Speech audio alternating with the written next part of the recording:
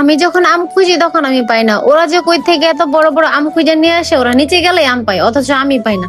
Hey guys, আসসালামু আলাইকুম, কি অবস্থা সবার? আশা করি সবাই ভালো আছেন। এন্ড আমি অনেক অনেক বেশি ভালো আছি বিদায় আজকে ছাদে গিয়ে আমরা সবাই মিলে আড্ডা দিচ্ছি। আমি, সিফাত, আশিক ভাইয়া এন্ড আরাফ। কোথায় আরাফকে পাচ্ছি না। এন্ড গাইস, আমাদের দিকে মানে খুব নাজেহাল দশা ছাদের, কেননা আজকে ছাদের বাঁশটা ভেঙে পড়ে গেছে, অনেকদিন হয়েছে বাঁশটার, সেই জন্য আজকে মানে কাপড়ের ভারে পড়ে গেছে। এন্ড আমি তো আরাফকেও খুঁজে পাচ্ছি না। আরাফ তুমি কোথায়? এন্ড আরাফকে পাচ্ছি না, ওইদিকে সিফাত নাচতেছে। এন্ড গাইস, আমাদের এদিকে আজকে মানে কাপড়ের ইয়েও নষ্ট হয়ে গেছে। দেন এই যে আরাফকে খুঁজে পাইছি।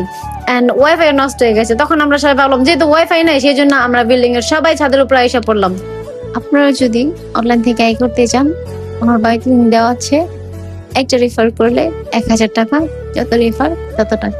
এন্ড ওইদিকে রাকিব তো খুব রাগ করতেছে যে তোরা আমার ক্যামেরাম্যান বানাইয়া তোরা খাওয়া শুরু করছিস, আমার একটুখানিও না দিয়ে, সেই জন্য আমি ওর একটু দিয়ে দিলাম। এন্ড আম খাইতে খাইতে আমার মনে হলো যে আমি অনেকদিন যাবত আমি স্কিন কেয়ার করি না, যেহেতু আজকে ওরা সবাই আছে, আমি আজকে ওদের সাথে বসে বসে আমার স্কিনটা কেয়ার করি। গাইস, আজকের ব্লগটা এতটুকুই, টাটা।